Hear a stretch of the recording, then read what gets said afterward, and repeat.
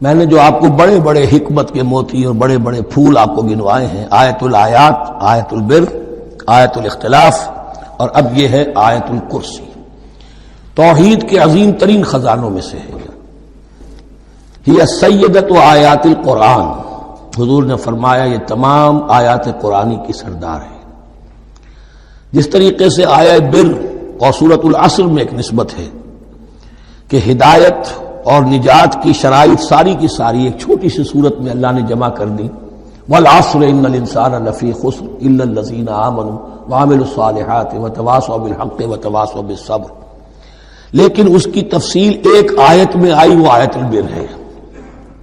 چنانچہ جو منتخب نصاب ہم نے مرتب کیا ہے دعوت قرآن کے لیے، میں پہلا درس سورۃ العصر کا ہے اور دوسرا درس آیت البر کا ہے۔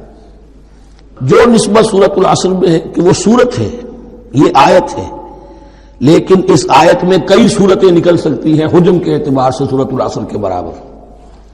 یہی نسبت ہے سورہ اخلاص میں، 4 آیتیں، توحید کا عظیم ترین خزانہ، اور یہ آیت الکرسی، یہ آیت ہے سورہ اخلاص، اس میں 4 بن جائیں گی حجم کے اعتبار سے، لیکن اسے حضور نے ثلث قرآن قرار دیا ہے۔ توحید کے موضوع پر جامع ترین سورۃ الاخلاص، لیکن توحید اور خاص طور پر توحید فی الصفات کے موضوع پر عظیم ترین آیت یہ آیت الکرسی ہے۔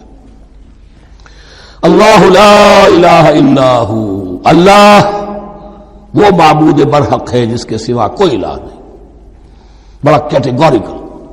الحی القیوم، وہ زندہ ہے از خود اور باخود، اس کی زندگی مستعار نہیں ہے۔ وہ جو کہا ہے کہ مانگ کے لائے تھے 4 دن، 2 آرزو میں کٹ گئے 2 انتظار میں، عمر دراز مانگ کے لائے تھے، اللہ کی زندگی ہے اس کی از خود زندگی، کسی کی دی ہوئی نہیں، اور اس زندگی میں کوئی ضعف نہیں، کوئی کمزوری نہیں، کوئی احتیاج نہیں، آگے آ جائے گا، نہ اسے نیند آتی ہے نہ اونگ آتی ہے۔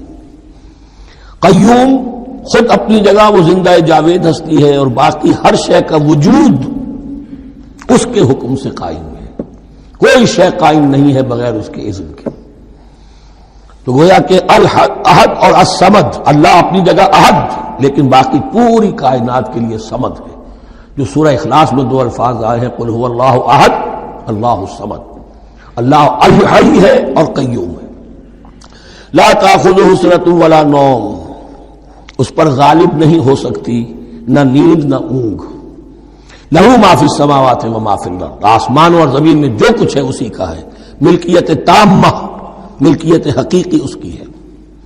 من ذا الذی یشفع عندہ الا باذنہ، کون ہے وہ جو شفاعت کر سکے اس کے پاس مگر اس کی اجازت سے۔ اب یہ مقام آیا ہے سورہ بقرہ میں پہلی مرتبہ، 3 مرتبہ کیٹیگوریکل ڈینائل کے بعد، کوئی شفاعت نہیں، کوئی شفاعت نہیں، کوئی شفاعت نہیں۔ یہاں بھی جو انداز ہے بہت ہی جلالی انداز ہے، منظر نبی، کس کی یہ حیثیت ہے، کس کا یہ مقام ہے، کس کو یہ زور حاصل ہے کہ وہ اپنے اختیار کے بل پر، جو اپنی حیثیت کی بنیاد پر شفاعت کر سکے؟ ہاں، جس کے لیے اللہ اجازت دے دے۔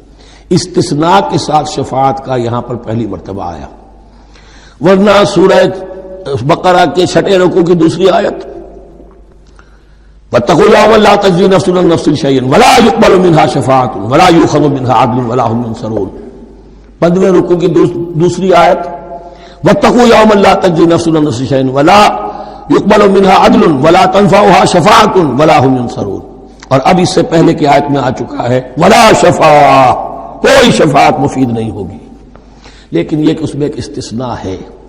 اب یہ ذرا باریک مسئلہ ہے کہ شفاعت حقہ کیا ہے، شفاعت باطلہ کیا ہے، تو دورہ ترجمہ قرآن میں اتنی تفاصیل کے ساتھ بحث نہیں کی جا سکتی، وہ ایک علیحدہ موضوع ہے، حال ہی میں نے اس پر اپنے درس میں کاٹ کرا دیے ہیں۔ یعلم ما بین ایدیہم وما خلفہم، وہ جانتا ہے جو کچھ ان کے سامنے اور جو اس کو پیچھے ہے۔ عام طور پر دنیا میں ہم سفارش کرتے ہیں تو کہتے ہیں کہ بھئی میں جانتا ہوں اس شخص کو بہتر، اصل میں جیسا کچھ یہ نظر آتا ہے ویسا نہیں ہے، یا جیسا کچھ فیکٹس آن دی فائل آ گئے ہیں وہ بڑے ہی ڈیسیونگ ہیں، اصل حقائق کچھ اور ہیں اس کیس کے، وہ میں آپ کو بتاتا ہوں۔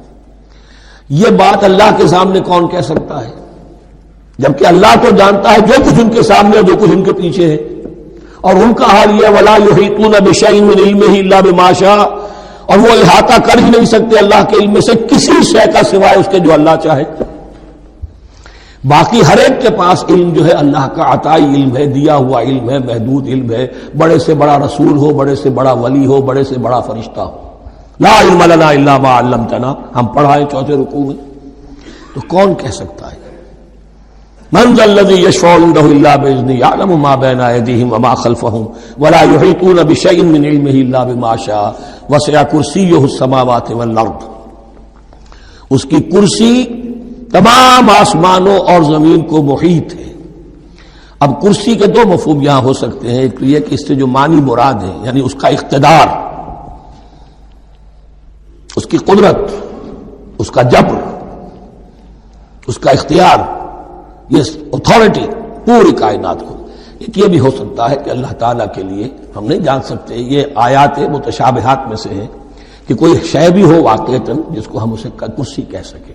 عرش، کرسی، ان سب کے بارے میں یہ دونوں باتیں ذہن میں رکھیے. یہ بھی ہو سکتا ہے کہ ان کی کوئی مجسم حقیقت ہو جو ہمارے ذہن سے، ہمارے تخیل سے ماورا ہے. اور یہ بھی ہو سکتا ہے اس سے استعارہ مراد ہو. اس کا اقتدار و اختیار آسمانوں اور زمین پر چھایا ہوا ہے. ویڈیو کو لازمی شیئر کریں اور ہمارے چینل کو سبسکرائب کریں. youtube.com/admevideos1